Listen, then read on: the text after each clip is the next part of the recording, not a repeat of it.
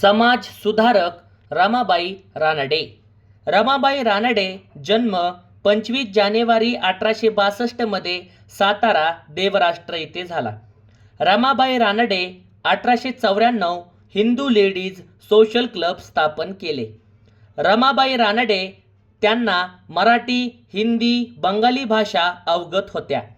रमाबाई रानडे भारत महिला परिषद मुंबई अध्यक्षा 1904 मध्ये भारत महिला परिषद स्थापन करण्यात आले. रमाबाई रानडे यांनी स्थापन केलेली भारत महिला परिषद याचा उद्देश स्त्रियात ज्ञानाचा प्रसार करणे व स्नेहभाव वाढवणे हा उद्देश होता. रमाबाई रानडे यांनी स्थापन केलेली Hindu ladies social literary club. Hindu ladies social literary club याची स्थापना 1894 Mumbai. Hindu ladies social club सहकार्य आनंदीबाई भट. हिंदू लेडीज सोशल क्लब कार्य स्त्रियांसाठी अभ्यासवर्ग, शिकवणी, शिवण क्लास चालवणे. हिंदू लेडीज सोशल क्लबच्या वतीने तज्ज्ञ डॉक्टरांची व्याख्याने. हिंदू लेडीज सोशल क्लब यामध्ये श्रीमती नाथीबाई ठाकरसी यांच्यासोबत रमाबाई रानडे यांनी मराठी व गुजराती वर्गात सुधारणा कार्य केले. रमाबाई रानडे यांनी अखिल भारतीय महिला परिषद स्थापना डिसेंबर 1904 सामाजिक परिषदेला पूरक म्हणून केली. अखिल भारतीय महिला परिषद सहकार्य रमाबाई रानडे, काशीताई कानिटकर, मिसेस प्रेमजी. अखिल भारतीय महिला परिषद उद्देश स्त्रियांमध्ये ज्ञानप्रसार, स्नेहभाव वाढवणे. अखिल भारतीय महिला परिषद उद्देश अनुभव देवाणघेवाण वर चर्चा.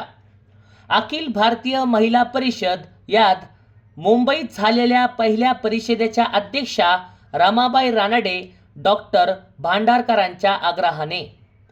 अखिल भारतीय महिला परिषद या परिषदेत सर्व जाती धर्मातील स्त्रियांचा सहभाग होता.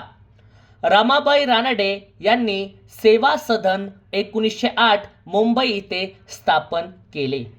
रमाबाई रानडे यांनी सेवा सदन स्थापना जुलै 1908 मध्ये मुंबई, ऑक्टोबरमध्ये 1909 पुणेमध्ये सेवा सदन स्थापन केले. रमाबाई रानडे यांनी स्थापन केलेले सेवा सदन याला सहकार्य श्री मलबारी, श्री गिड्डूमल. सेवा सदन सल्लागार भालचंद्र भाटवडेकर. सेवा सदन याचा उद्दिष्ट स्त्री जीवन विकास. सेवा सदन नियुक्त महिला लक्ष्मीबाई चंदावरकर, बीबी दिलशान बेगम, श्रीमती दोराबजी टाटा, श्रीमती अली अकबर खा, श्रीमती ठाकरसी. सेवा सदन याचे कार्य पूरग्रस्त दुष्काळग्रस्तांना मदत करणे. सेवा सदन याचे कार्य साथीच्या रोगात शुश्रूषा करणे. सेवा सदन याचे कार्य यात्रेच्या ठिकाणी जाऊन मुली सांभाळणे. सेवा सदन याचे उद्दिष्ट स्त्री जीवनाचा विकास करणे. सेवा सदन याचे उद्दिष्ट स्त्रियांना विविध व्यवसायाबाबत प्रशिक्षण देणे. रमाबाई रानडे यांनी स्थापन केलेले सेवा सदन याचे उद्दिष्टे ग्रंथालय, शिक्षण वर्ग, मोफत दवाखाना, वाचनालय, शिवणकाम, वसतिगृह सुरू केले. रमाबाई रानडे यांनी स्थापन केलेले सेवा सदन याचे उद्दिष्ट अभ्यासक्रम, आरोग्य व शारीरिक शिक्षण देणे. रमाबाई रानडे यांनी भेट Mahatma Gandhi, Pandit Madan Mohan Malaviya, Pherozeshah Mehta, Jamsetji Tata, Sir Visvesvaraya, Lady Willingdon Wadia, Vithaldas Thackersey यांच्या भेटी घेतल्या. रमाबाई रानडे यांनी पुणे येथील सेवा सदन ऑक्टोबर 1909 साली स्थापन केली. पुणे येथील सेवा सदन याच्या अध्यक्षा रमाबाई रानडे. पुणे येथील सेवा सदन याचे सेक्रेटरी सीताबाई भांडारकर व यमुनाबाई भट.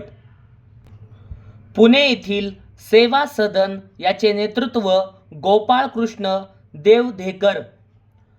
पुण्यात सेवा सदनाचा वर्धापन समारंभ 1910 मध्ये भांडारकरांच्या अध्यक्षतेखाली झाला. पुणे येथील सेवा सदन याला भेट 1915 सदाशिव पेठेत महात्मा गांधी व कस्तुरबा गांधी यांनी दिली. रमाबाई रानडेंनी 1911 मध्ये यवतमाळ, अकोला, अमरावती इथे स्त्री शिक्षणावर व्याख्याने दिली.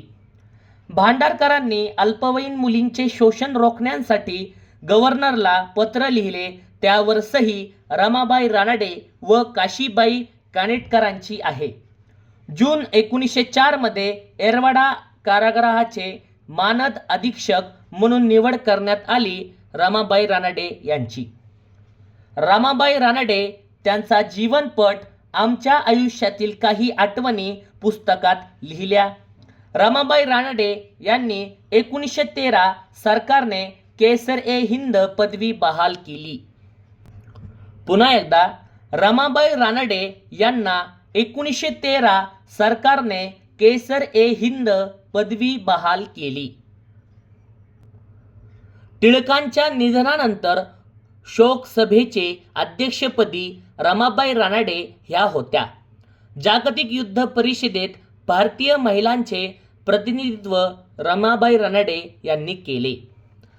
खालील आंदोलनात रमाबाई रानडे सहभागी होत्या. रमाबाई रानडे ह्या मुलींना प्राथमिक शिक्षण मोफत व सक्तीचे करावे यामध्ये सहभागी होत्या. रमाबाई रानडे ह्या स्त्रियांना मताधिकार मिळावा यामध्ये सहभागी होत्या. रमाबाई रानडे ह्या स्त्रियांना प्रतिनिधित्व मिळावे यामध्ये सहभागी होत्या. रमाबाई रानडे म्हणत, हिंदू विधवा म्हणजे घरातील पोतरे. रमाबाई रानडे त्यांनी आपला जीवनपट आमच्या आयुष्यातील काही आठवणी या पुस्तकात शब्दबद्ध करून ठेवला. रमाबाई रानडे त्यांच्या जीवनावर 2012 मध्ये उंच माझा झोका ही मालिका जी मराठीने काढली.